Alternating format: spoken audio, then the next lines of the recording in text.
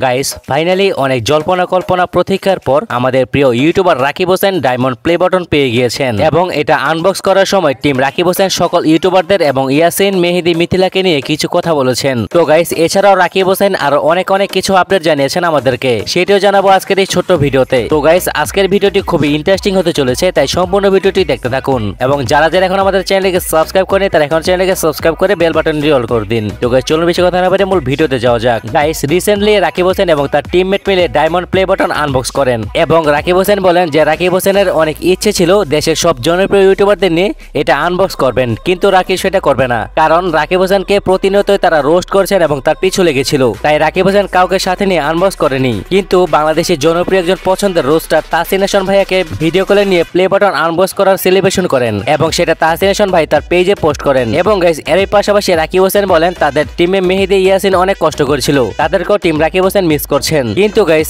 এখানে রাকিব হোসেন ভাইয়া কিন্তু সব ভেদাভেদ বলে মেহেদি হাসান এবং ইয়াসিনকে সাথে নিয়ে আনবক্স করতে পারতো, তাহলে কিন্তু সবাই খুশি হতো। তো যাই হোক গাইস আমরা অনেক হ্যাপি যে একজন নাম্বার 1 ব্লগার রয়েছেন আমাদের দেশে, সেটি হচ্ছে রাকিব হোসেন। তো অনেক দোয়া ও শুভকামনা রইল প্রিয় টিম রাকিব হোসেনের প্রতি। আমরা চাই আমাদের আরো সুন্দর সুন্দর ব্লগ উপহার দিক। তো আজকের মতো এখানে শেষ করছি গাইস, কথা বলবো পরবর্তী নতুন আপডেট খবরাখবরে।